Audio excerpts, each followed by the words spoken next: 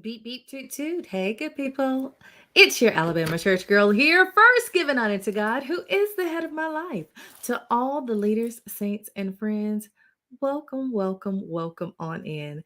It's a late night discussion on tonight. So, if you have any of those late night friends that love to stay up and watch a little TV, maybe have a few snacks late in the evening, go ahead and tag them and tell them to come on over here and let's join in on this conversation on this evening. I am very interested in discussing the hot topic in Alabama this week, which is this missing Black female by the name of Carlee Russell. Hashtag that in the comments, please. Carlee Russell. On July 13th, which was last week, it was reported that 25-year-old Black female, 5 feet 4 inches tall, approximately 154 pounds, went missing from the Hoover/Birmingham area off of Highway 459. It was reported that this young lady had called into 911 and stated that she saw a toddler on the side of the road and that she stopped to find out what was wrong with the toddler. And as she stopped, she was on the phone with a friend, a family friend, or an in-law maybe. But when she did stop, the friend heard her scream in the background, and then nothing else was heard or seen of this young lady. That was the initial report. So, of course, it pulled at our heartstrings. This story went viral very, very quickly. And all of us were concerned. We really don't have a lot of viral stories coming out of the state of Alabama. So this caught my attention quickly. And the fact that not only was this a missing female from Alabama, it was a missing Black female from Alabama. And that's next to never. So, of course, it caught my attention. Yes, I was very interested in finding out, hey, what happened to this young lady? And how is it that this story went viral so quickly? It got national attention within a week. It has not even been a full week yet, and it has garnered national attention. Not only national attention, international attention. I heard someone say earlier today that there were people from Nigeria commenting and saying that they're sending their thoughts and prayers to help find this young lady. Well, with that being stated, um, more information started to leak and unfold regarding this story. Um, I don't know. I'm very concerned. So just um within my little realm of influence here in the city, I was having a conversation with some gentlemen, and the thoughts from these young men was that maybe this lady ran off with a boyfriend. Maybe she had a side piece that she ran off to see. They weren't thinking, taking it too seriously that she's been abducted possibly by anyone. So, I had a little debate with them regarding that. Hey, this young lady is 25 years old. She's beautiful. She's single, and my philosophy is you're single until you're married. So why would she need to run off and then make up this huge story that she was abducted just so she can go be with a side piece? That does not make any sense. Um, But as the details have been unfolding since July 13th, it appears that those gentlemen might be they might be right. It's not funny, so please don't take my laughs as me dismissing this story, but I have questions. And I need to know what you think about this, because it impacts us all. Although this was a story from one young lady, it really does impact, especially the Black community, heavily, because of the amount of attention that it has garnered.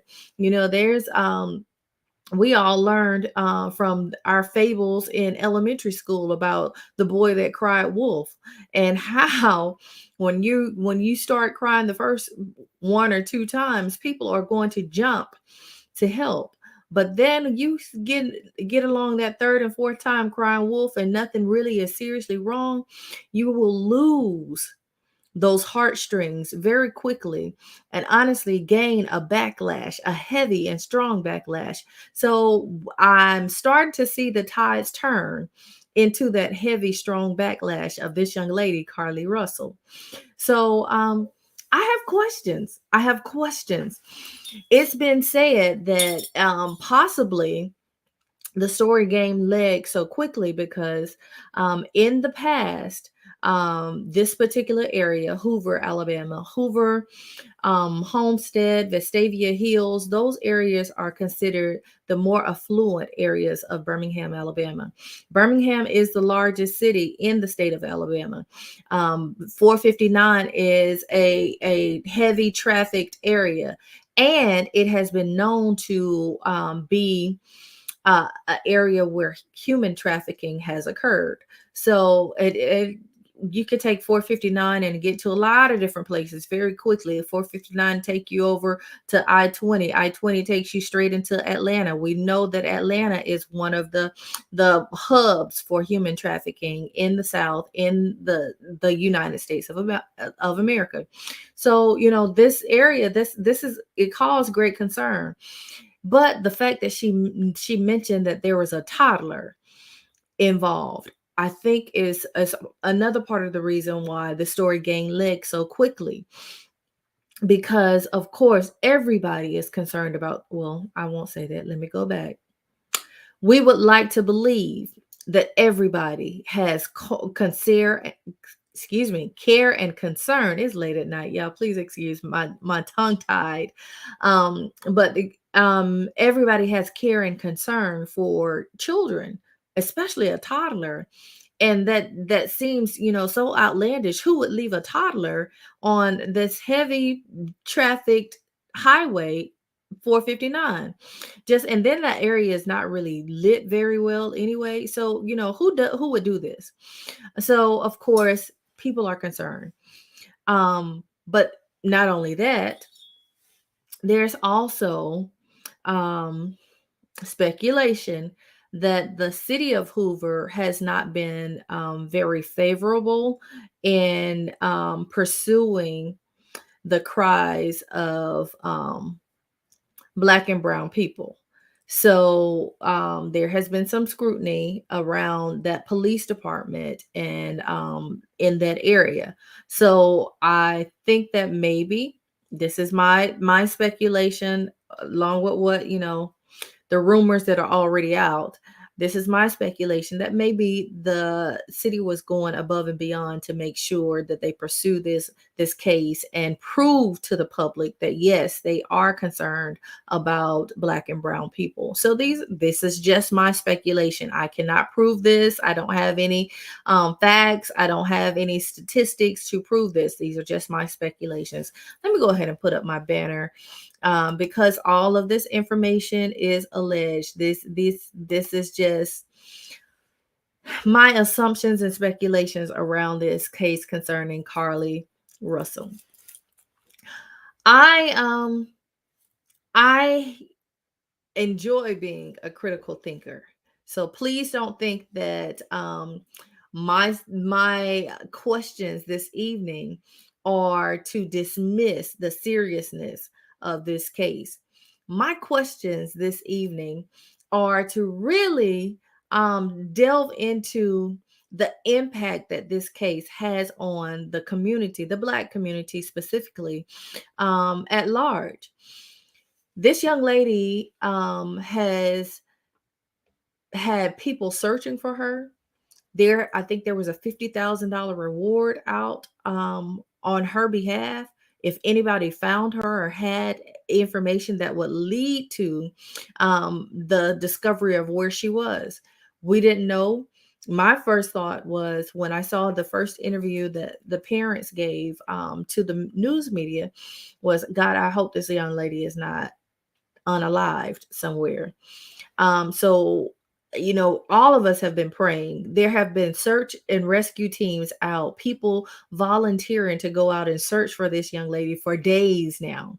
People putting, their personal lives to the side and really rallying together like communities should, all for these new details to point to and lead to a possible conclusion that it's possible this young lady did not tell the truth.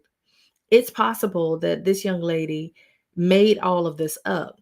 So what is being speculated is, or the some of the details that have come out, as you can see below, this is I got all this information from different media sites that have been reporting, because everybody is reporting and talking about this young lady, Carlee Russell.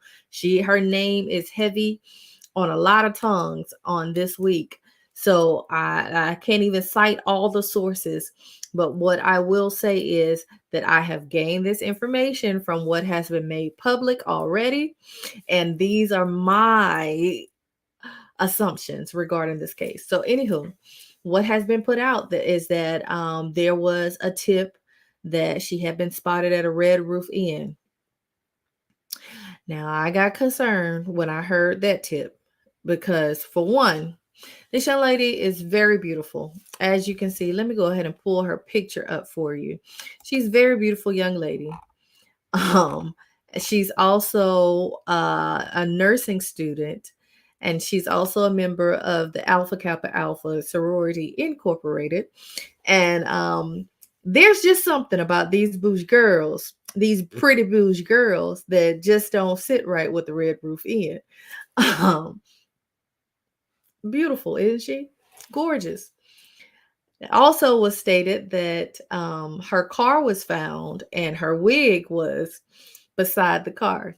Now, y'all, I put my big wig on tonight, but I almost came on camera without it, but my hair is braided down.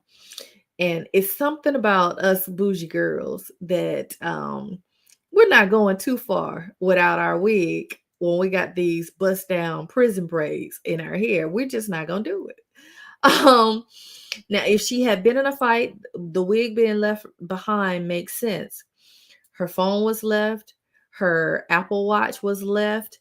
Um, it was also stated that, hey, she had gone, her last spotting was that she got off work and went by a restaurant to pick up food for her family to take to her mother. She lives at home with her parents. But like I said, they live in a pretty affluent area, so that makes sense. Young lady in her mid-20s, still at home with parents. But anywho, there was no food found in the car, so that leads to speculation. Now, we're living in the age of information, and everybody has cameras. All eyes are always on us. There are cameras everywhere. So, my mind began to question, well, where is the camera footage? Because somebody has a camera somewhere that will show some we're getting there. Experience, we're getting there. But somebody will have a camera somewhere to show something, some type of detail, especially on the freeway. I can recall some years back, I was involved in a car accident, and this company van hit me from behind.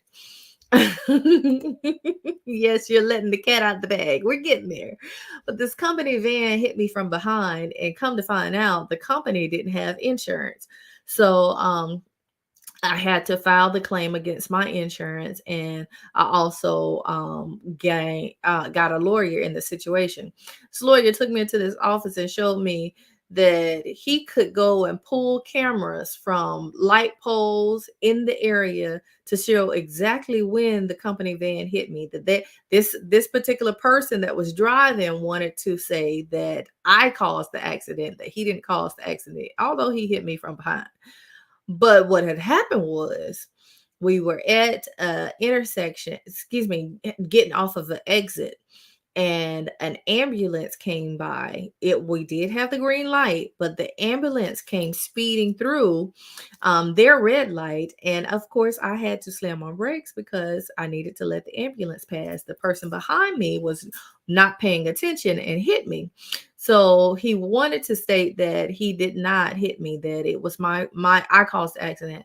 That lawyer went in his office and pulled the camera footage and showed the exact accident, the exact time it happened. So I know that there are cameras everywhere that will show us what happened, especially if it was off of the exit of Highway 459.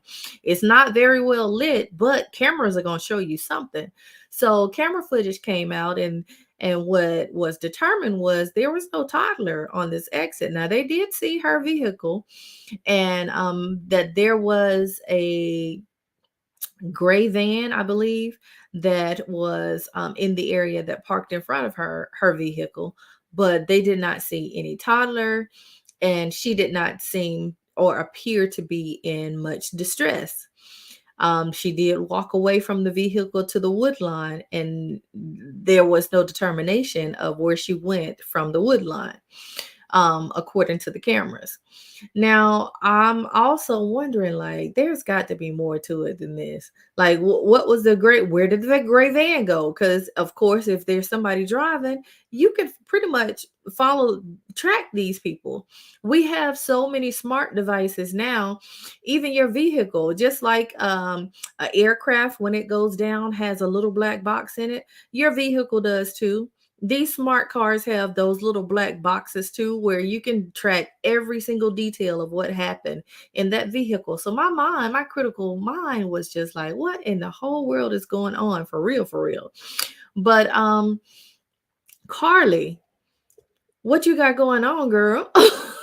Like, when I heard her mother come out and began to speak, something in my head just was like, okay, I wonder if there are some mental health issues.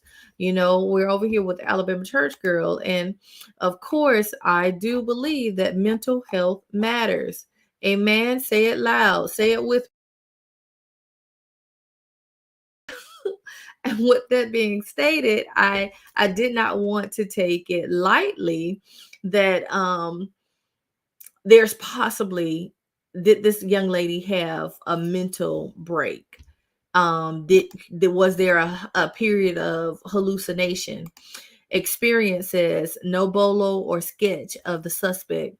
Um, the only suspect in this case is Carlee, right? What in the world is going on? It was strange that we knew all these details about her, but the police had not put out any information of who to look for as the abductor, possible abductor. So, this is weird. We've seen cases of people being taken, being kidnapped, being abducted. We've seen cases like this. We're not new to this. We understand what happens. There's always going to be a picture that comes out that people are looking for this particular suspect, even if it's nothing but the vehicle. We would know there would be a picture of the vehicle. There would be a license plate that is being searched. There would be, if there was a toddler, of course, an Amber Alert would go out. Somebody would be calling the police saying, yes, I lost my baby, or yes, my baby is missing, something, something, something. But we didn't have any of that in this situation. So I really began to question it. After, that first couple of days, I started questioning, like, okay, something in the milk ain't clean. What's going on, Carlee? what's really going on, Carly? So I started to think about what those young gentlemen and I debated about. Did she possibly have a sneaky link or a side piece or somebody that she was running off with? Did she want to run away from her life now? Given the details that we knew at the time, she's in nursing school. She's a part of a sisterhood sorority organization. She was working at a spa in, I think they said the Galleria or something to that effect. Um, we those these are the details we know. So it seems like she has a plush life. She has a comfortable life. She lives at home with her parents. So hey, she's probably stacking cash. They said she had a very nice vehicle. I think a Mercedes, a new Mercedes. So this young lady has a nice life. Why would she want to escape? So that's why it led me to down the path of maybe this is a mental health issue. Maybe something's going on. Maybe we really need to, but then the mom came back again on today, on the Today Show, and the police reported that this young lady has been found. She is at home. Well, initially, the report was that she has been taken to the hospital. The family didn't say anything for a day or so after it was reported that she was found. All right, so let's go over here because the neighborhood talk posted.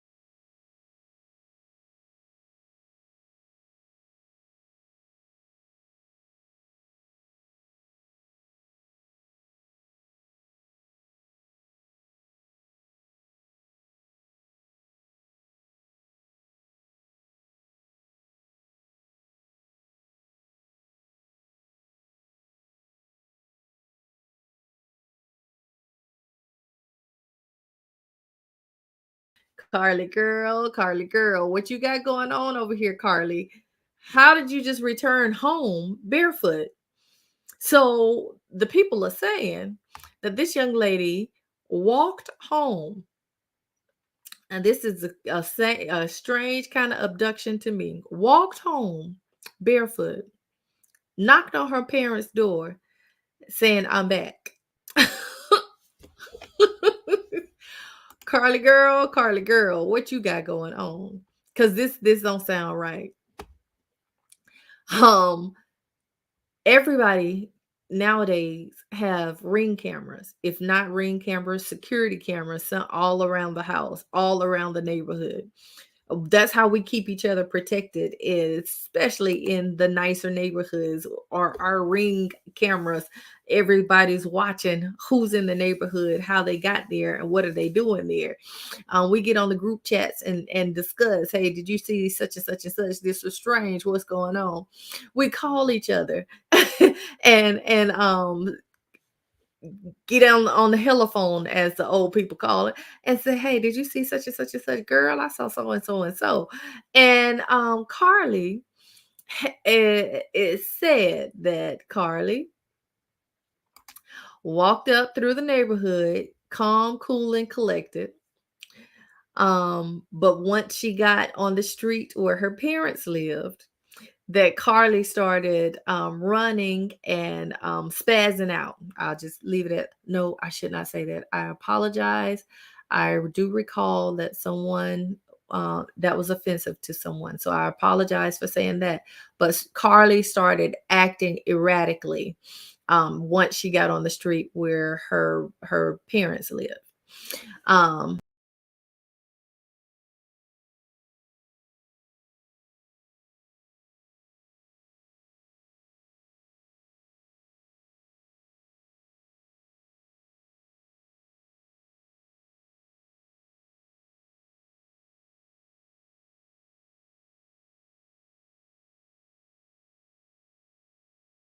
You were gone for 48 hours, can't tell us where you were, and you walk home, and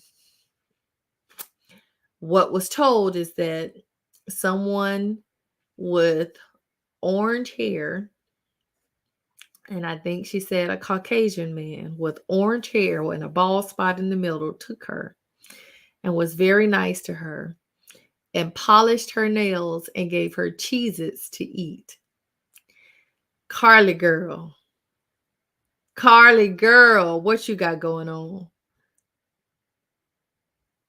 If you're smart enough to be in the nursing program, you're smart enough to come up with a better story than this. But I don't know how you thought anybody was ever going to believe this, Carlee girl.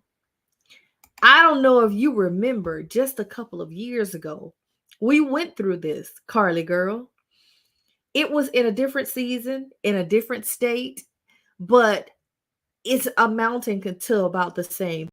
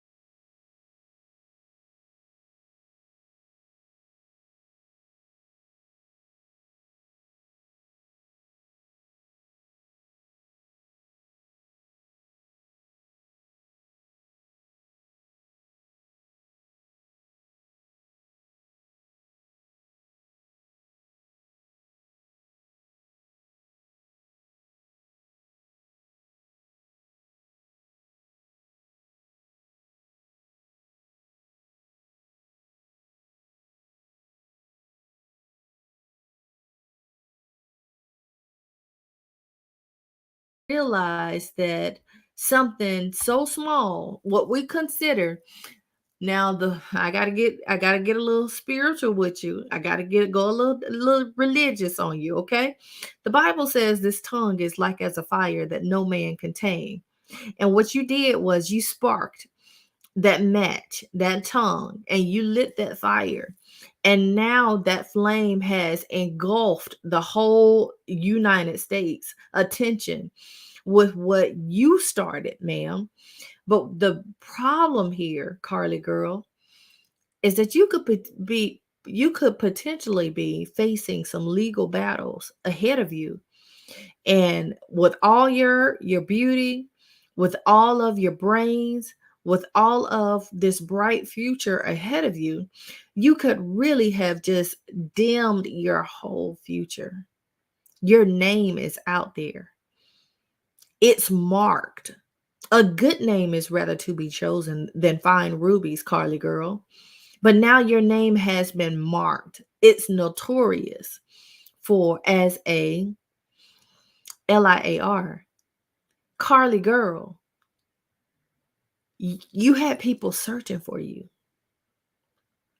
You are that little girl that cried wolf, and people were out searching for you, hoping and praying, crying, and consoling your family that you would be found alive. And now you're here, and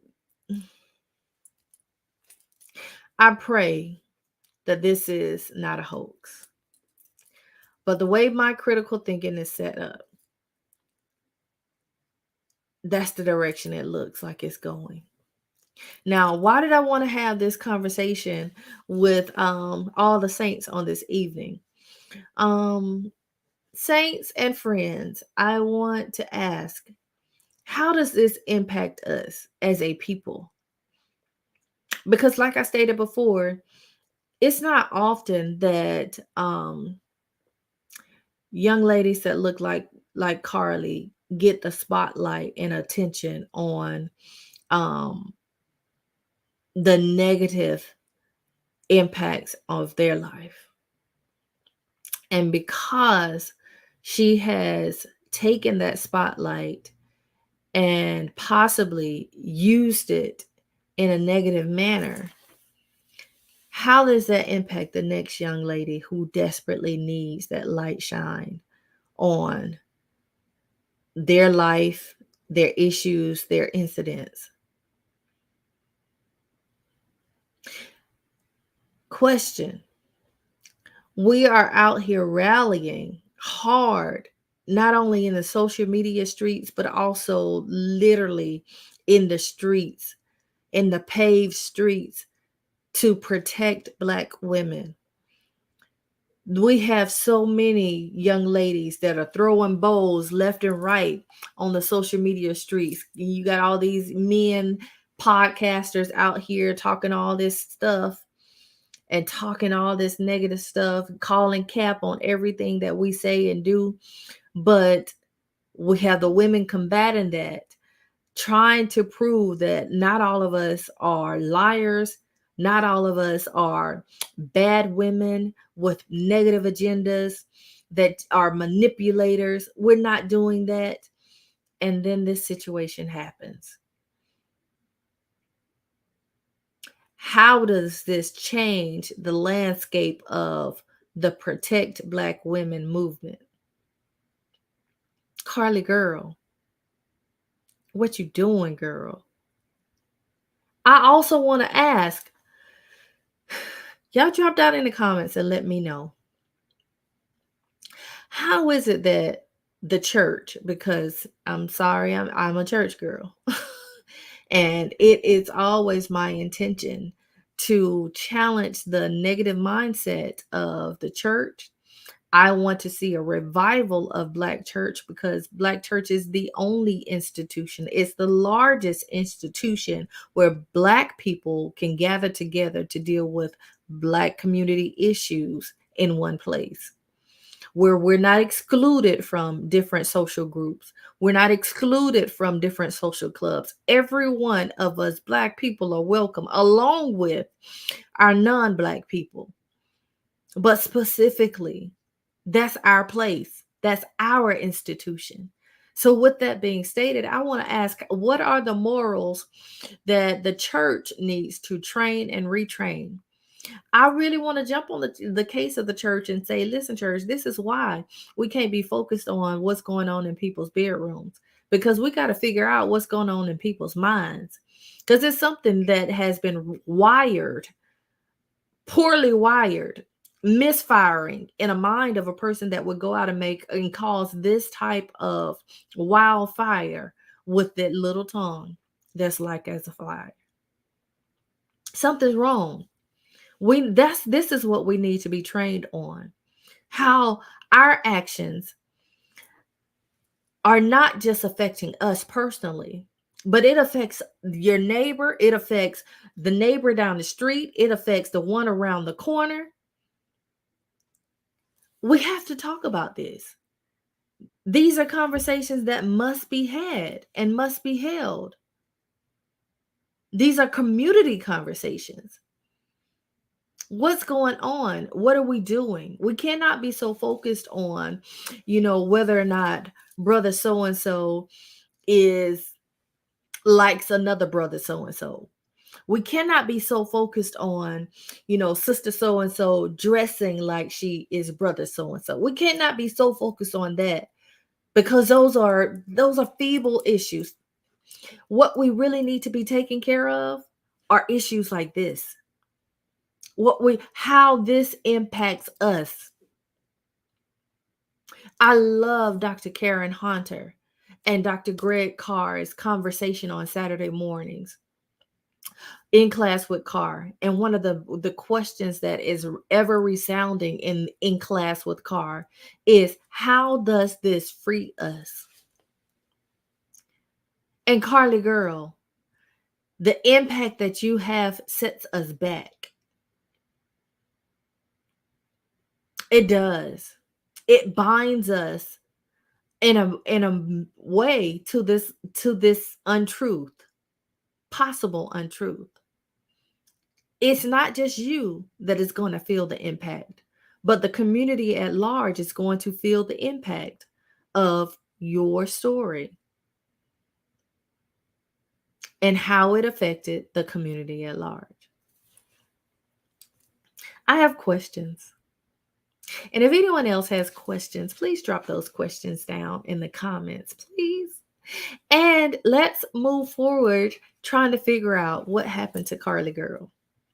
What's the truth about what happened to Carlee girl? Because I don't think that we've gotten that yet. The truth about what happened with Carlee girl. Thank you guys for joining me for this late night conversation.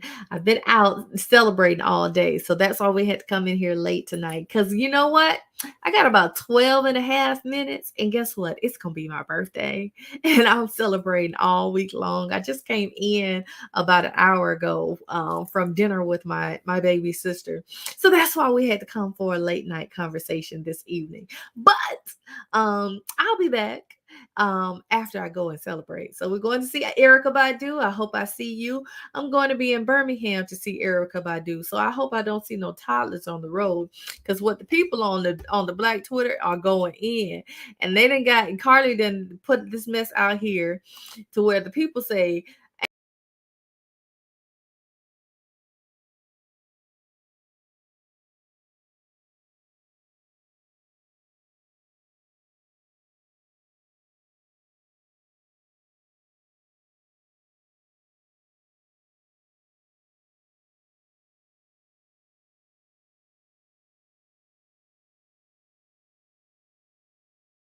major impact. You have major impact on the world, on especially the state of Alabama. I hate to see it like this, but I'm glad that we had this opportunity to have this conversation. Let's refocus our energy, community. Let's refocus our attention on what really matters. Get off of all these just asinine issues and really focus our attention on what really matters. Like, how are we developing morally, mentally, as a people? What is our mindset as a culture? What is our culture as a people? What are our values for real as a people? Because some stuff I'd like to think we just don't do. But every day it's being proven, girl. You better rethink that. You better rethink that. And one thing I will say, and I'm gonna get off of here because it is late, and I gotta get up early and get my birthday celebration on. But one thing I will say is, no matter what, even though it appears that Carlee girl has told a major untruth and it's had major negative consequences, I cannot disassociate myself from who she is, because I'm still her. Because when the public views her and when the public views me, they see the same person. My morals, my values might not align with hers, but she's still me and I'm still her. So I still have to stand next to her and correct her with love. I do. I do. I want us as a people to understand that we cannot get so far away from each other to where we want to just shun, okay, they're not a part of us because they did something wrong. No, they're still us. They're still us. We try to lengthen those degrees of separation, but there's only 6 degrees of separation. It's not that many. It's an arm's length of separation. And we want to separate ourselves and disassociate with people that don't align with our personal values. That's why I say, church, we got to get on our job. with really teaching the community what we value, what our morals are, what we're going to stand for and what we won't stand for. We got to get church on our job with correcting each other in love, making corrections within our own community in love. Because if we can correct each other, then it wouldn't take for her to have to, it probably wouldn't get to a place where the legal system has to jump in and correct her actions. I'm sure this family is devastated that they are put out like this. Now I see the mom and dad are standing 10 toes down with her, but at the same time, I'm sure their heart is devastated. I would just, I wouldn't want to ever experience anything like this with my son. I wouldn't. I wouldn't wish this on any family to experience anything like this with their child. But as I stated before, we as a community, this opens up the door for us to start having this conversation about what we as a community value. What are our morals as a community? How far are we allowed to go in correcting one another?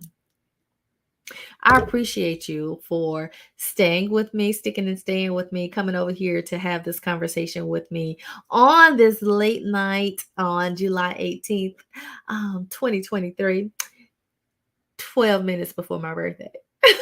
In fact, we're now down to 7 minutes before my birthday. I'll see you back again later this week. But until then, make sure you love God and love your families. Bye.